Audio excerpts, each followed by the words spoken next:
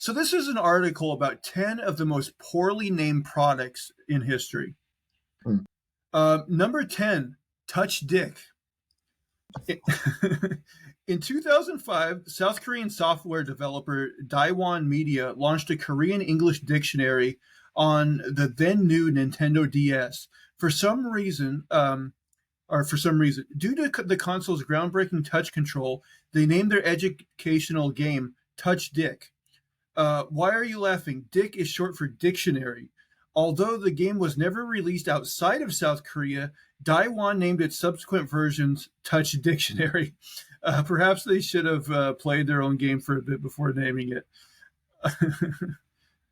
I mean, I don't know. I feel like if they called it Touch Dick, it would have sold more copies. That's true. Somebody would want to show that to their friends. Just for the laugh of it, yeah. Yeah. Number 9, the Ford Pinto. There are more languages in the world than English, and poor product name choices can happen in them as well. Take, for example, the Ford Pinto automobile. The name's pretty inoffensive. The car's named after a horse, right? Yet Ford's executive wondered why it wasn't selling in Brazil. Then they found out that in Brazilian Portuguese, pinto is slang for a small male genitals. Oh. Considering many men's attitudes towards their cars, it was no wonder they weren't thrilled about driving around in this thing. Yeah. You're supposed to have a big truck for small penises. Number 8, monkey gland sauce. Now, monkey gland sauce. Gland sauce? Monkey gland sauce. Gland. Yeah. Okay. Monkey gland sauce isn't a brand name per se. It's just the generic and pretty disgusting name for a sauce from South Africa. The thing is, it doesn't contain any monkey glands. The stuff is made with tomato sauce, a Worcestershire sauce, vinegar, garlic, and some other ingredients. So why is it called that? Nobody knows, but one theory suggests it comes from a disgruntled French chefs who were outraged by local South Africans' preference for dousing everything they eat with condiments. I mean, that sounds like it has like a racist origin. Like the French are like, look at these monkeys with this sauce. Yeah, yeah. First of all, how do you not like sauce? Sauce is delicious. Everybody loves sauce. Well, I guess it depends on the sauce, but... Did he make the sauce? Or did he just name it? Well, apparently, like, this was something they were using in South Africa. It's this sauce it's tomato sauce, Worcestershire sauce, vinegar, garlic, and other ingredients. And, like, apparently some French chefs down there didn't like it, and so they... I think nicknamed it monkey gland sauce. Oh, okay. Yeah, it does sound racist as hell. This next one sounds pretty racist as well. Let's see. Jew's ear juice. Oh, Jew's ear juice? In 2009, the Zizing China Industry Company released a new soft drink in China's market. They called it Jew's ear juice. The name quickly and perhaps unsurprisingly started making an international buzz on the internet. But the thing is, the manufacturer didn't mean anything anti-Semitic with the name.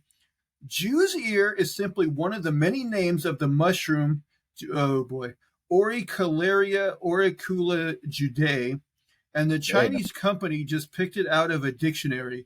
Following the controversy, however, they renamed the drink to black fungus juice. After another of the mushroom's names. So yeah, that sounds bad too. Yeah, it does. They're just going to keep renaming it offensive names going forward. Okay, this next one is actually one that I've heard of and actually I have seen before. Nads. Nads is an Australia brand of hair removal products, one of the biggest in the world, in fact. That's despite the fact that in America's slang, the brand name translates to testicles. The stuff wasn't meant for waxing balls, though. Nads was founded in 1992 by Australian businesswoman Sue Ismail after her daughter wanted a less painful method to wax her armpits. It seems that Nads is aware of the double entendre in the name. After all, one of their products is called Nads Down Under for men. I don't know if... I've definitely seen this. I don't know if like my mom or sister bought it or if I just saw it in a store, but I have definitely seen this before. I used to see them. I haven't seen them lately. I don't know. Yeah, I haven't seen them in a long time, but definitely as a kid, I remember seeing Next one, the IKEA Fartful. IKEA likes to name its Swedish heritage, or likes to lean into its Swedish heritage, naming its fiberboard furniture with unpronounceable Swedish words. That doesn't always work out too well, as the Fartful workbench showed. Now, in Swedish, fart means speed. Fartful then translates to speedy or quick. Be that as it may, English speaking customers had a good chuckle with the name. Unsurprisingly, the workbench is no longer available.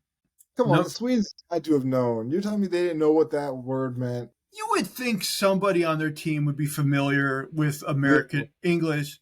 Actually, like most of them, like speak English as a second language already, so you would think they would know. The next one, I could see how this company kind of got screwed over. AIDS chocolate. Oh boy. Today, nobody in their right mind would name their product AIDS.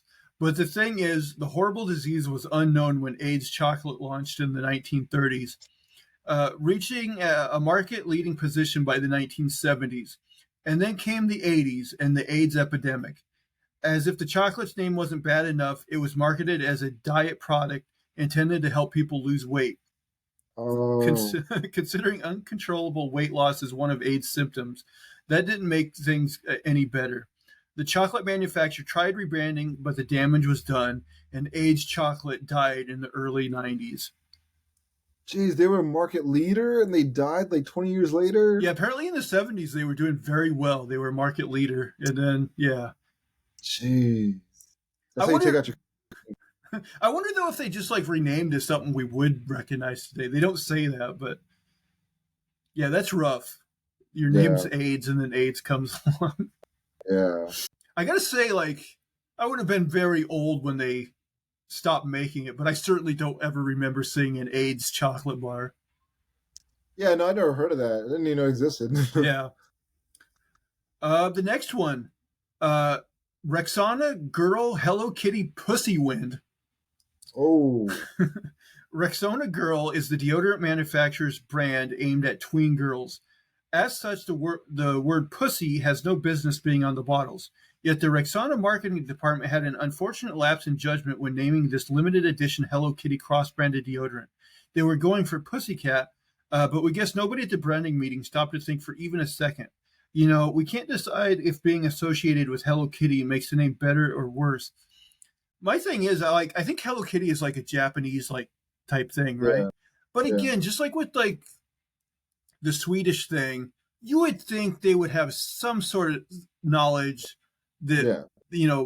pussy has a certain connotation in English in the States, at least. Sure. Yeah. Number two, anal tech.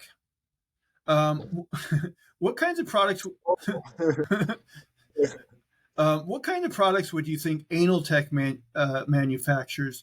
Did you guess plates and accessories for thin layer chromatography?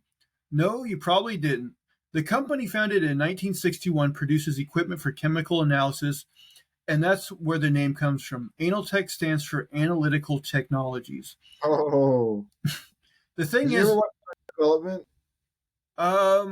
not much. Only a couple Well, there's episodes. a guy in there who's like oblivious to like the sexual things he says. He keeps saying sexual innuendos, and he was an analyst and a therapist, and he called himself an anal on his side. Oh man. The thing is, these guys are from Delaware, so we can assume they speak fluent English. Therefore, we can only conclude they knew exactly what they were naming their company. Here's a fun fact. Although Analtech has since rebranded to Miles Scientific, their website still proudly shows off the previous company's names as well. Okay. Be proud. And then this is number one on their list, the worst named item. The Trek Store I Beat Blacks. What? So it's like a MP3 player. So it's I and then beat, like, feel the beat of the music. And then Oh. and then Blacks is spelled BLAXX, but I Beat Blacks is the whole name. Oh, I get where they were trying to go with that, but boy, wow, how do you not see it? So it says, remember when MP3 players were a thing in the 2000s? One company manufacturing these once ubiquitous gadgets was German Trextor. In 2007, they released a brand new model housed in a shiny piano black case. To market the new device, the company wanted a cool and hip name for it, so they called it the iBeat Blacks. Needless to say, the name proved just a bit controversial. Once the company figured out their gaffe, they scrambled to drop the iBeat part out of the name and rebranded it simply to Trextor Blacks. It's a little better, I guess. I gotta say, like, I want to be a fly on the wall in these marketing departments that can like come up with a name like that and not realize it. I would love to be the common sense guy that they have just to like, pass things by, like you can pay me whatever you want. I could do that job. It's pretty easy.